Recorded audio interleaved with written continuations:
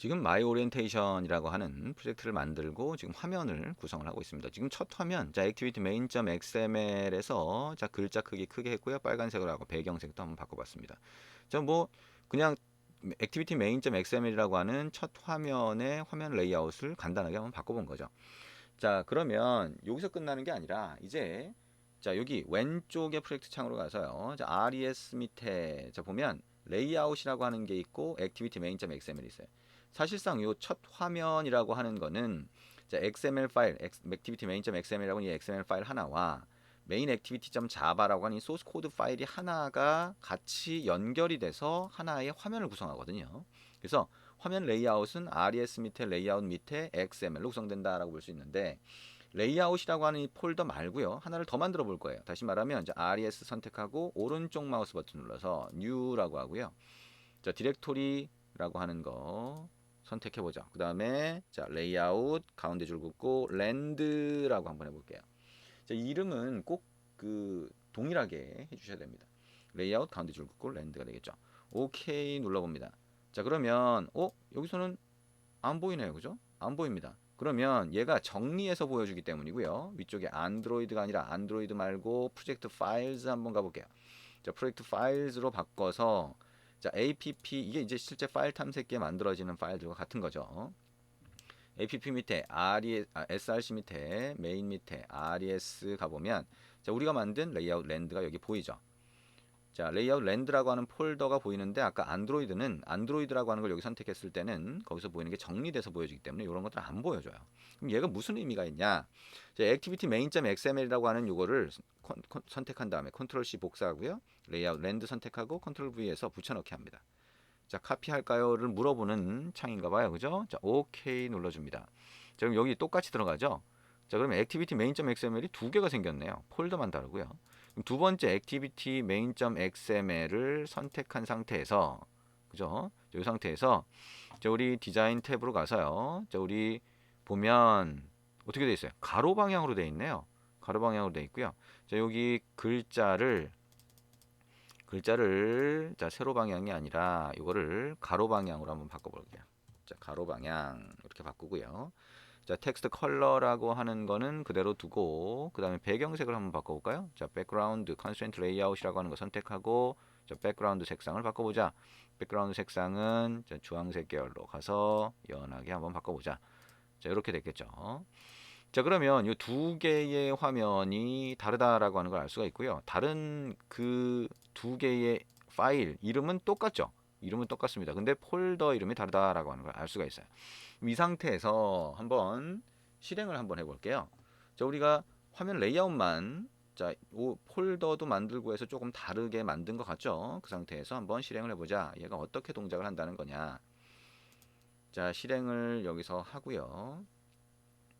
자, 실행을 하면 처음에 이 화면이 나오죠. 자, 세로 방향이 나옵니다. 그 상태에서 자, 이 화면을 한번 돌려보도록 하죠. 자, 이렇게 돌려보는데 이게 실제 단말하고 좀 달라서요. 여기 있는 이 아이콘, 잠깐 나오는 아이콘이 있는데요. 자, 이 아이콘을 한번 더 눌러주셔야 돼요. 자, 다시 해볼까요? 자, 이 상태에서 이렇게 돌리고요. 이 표시가 되면 이 아이콘을 다시 한번 눌러주면 이렇게 됩니다. 자, 이게 이제 실제 센서가 동작하는 방향 돌린 센서가 동작하는 것과 같은 역할을 해주는 거거든요. 그렇게 됐더니 어떻게 돼요? 얘가 가로 방향이라고 하는 레이아웃 랜드 폴더 안에 있는 액티비티 main.xml로 바뀐 겁니다. 그래서 요거는 우리가 화면 레이아웃을 하나 만들었다가 그죠? 그걸 보여줬다가 그거를 한번 없앤 다음에 다시 가로 방향에 해당하는 게 있으면 그걸 띄워준다. 가로 방향에 해당하는 거는 레이아웃 랜드라고 하는 폴더 안에 들어가 있는 게 가로 방향에 해당하는 거다. 기본은 그냥 레이아웃 안에 들어가 있는 거다라고 하는 거를 얘가 알고 있다는 거죠. 그래서 그거를 띄워준다라고 하는 거 확인할 수가 있었습니다. 그러면 얘가 실제로 이 화면이라고 하는 걸 없앴다가 그 다음에 새로 만들어주는 건지 이걸 한번 확인해 보려면 실제 확인해 볼 수도 있어요. 자, main activity.java라고 하는 거, 자, 이 탭을 열고요. 소스 코드 안에다가 자, onCreate가 있죠. onCreate라고 하는 거 안쪽에다가 한번 넣어보도록 할게요. 자, 우리 토스트 메시지를 한번 띄워줄 텐데 토스트 메시지를 여러 번 띄우려고 하거든요. 그래서 자, public 자, void show toast라고 하는 함수를 아예 따로 만들게요. 그래서 자, 글자를 전달을 받으면 toast.make text this 그다음에 이 데이터라고 하는 글자를 그대로 띄워주도록 하고요. toast.length long short라고 할까요? short라고 하고요. show 이렇게 보여줍니다. 그럼 show toast라고 하는 함수를 호출하면서 글자를 넘겨준 그 글자 그대로 토스트 메시지를 보이겠죠. 여기다가 자 show toast라고 하고요. 여기에 on create 호출됨 이렇게 한번 해볼 거예요. 그 다음에 요 함수뿐만 아니라 자 여기다가 오른쪽 마우스 버튼 누르고요. generate 한 다음에 여기에 자 override method라고 해서 이 activity라고 하는 그 화면이죠. 화면 안에 들어가 있는 함수 중에서 on destroy만 한번 볼까요? 자 on destroy라고 하는 함수만 하나 이렇게 제정해 봅니다. 그리고 이 함수 안에서 자 show toast 한번 해볼게요. show toast라고 하고요. on destroy 호출됨 이렇게 출력되도록 한번 해봅니다. 자 그래서 자 요게 어떻게 출력이 되는지를 한번 볼 거예요. 자 다시 한번 실행을 해보도록 합니다. 자 에뮬레이터 쪽으로 다시 한번 실행을 하고요. 이게 이렇게 실행이 됐어야 되겠죠. 이게 단말을 돌려놓은 상태여서 자 그럼 이 상태에서 자 토스트 메시지 같은 게 보이는지 한번 볼게요. 자, 여기서 왼쪽으로 돌리고 자 이렇게 해서 적용을 합니다. 자 on destroy 호출됨이라고 떴죠. on create 호출됨 자 이렇게 됐습니다. 자 on destroy라고 하는 거는 자 우리가 이 화면이 메모리에서 없어질 때 호출되는 거예요. 한번 없어졌다는 얘기죠. 그 다음에 다시 on create 호출됐다는 겁니다. 그러면 처음에 on create는 어떻게 됐냐? 자 여기 자, 다시 돌려볼까요?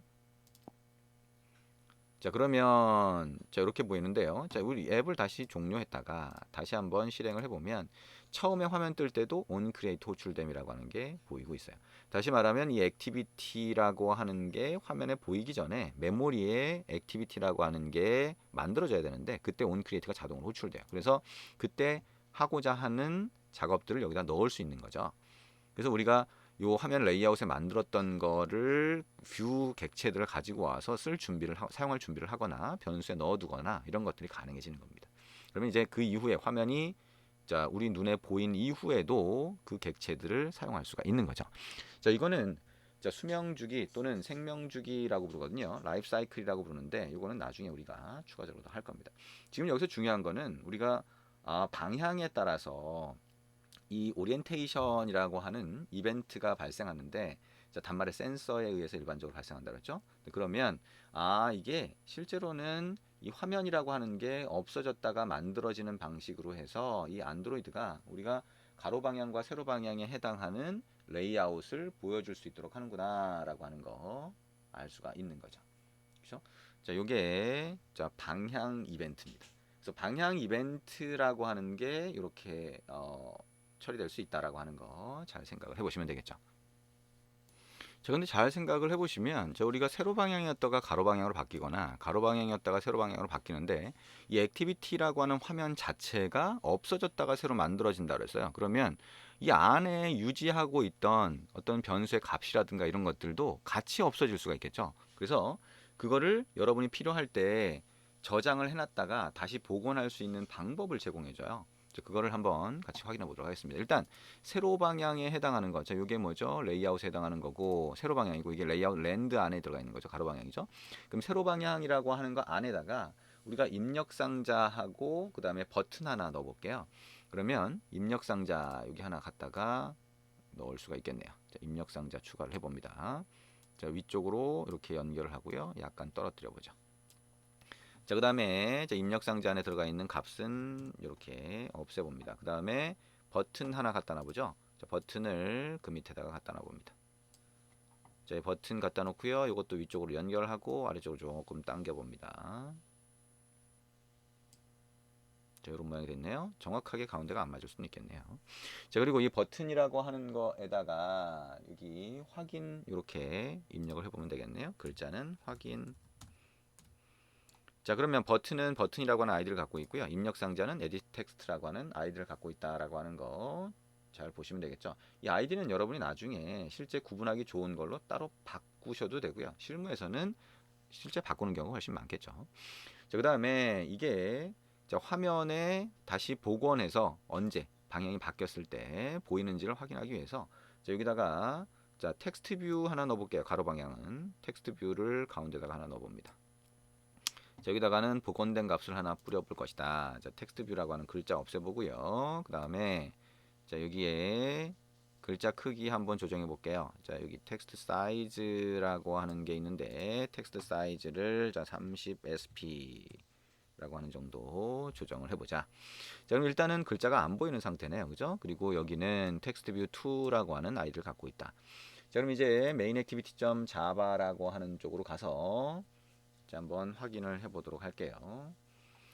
자, 여기다가 자, 우리 string name이라고 하는 변수 하나 만들고요. 그 다음에 edit text라고 해서 입력 상자를 가리킬 수 있는 거를 하나 넣어보도록 할게요.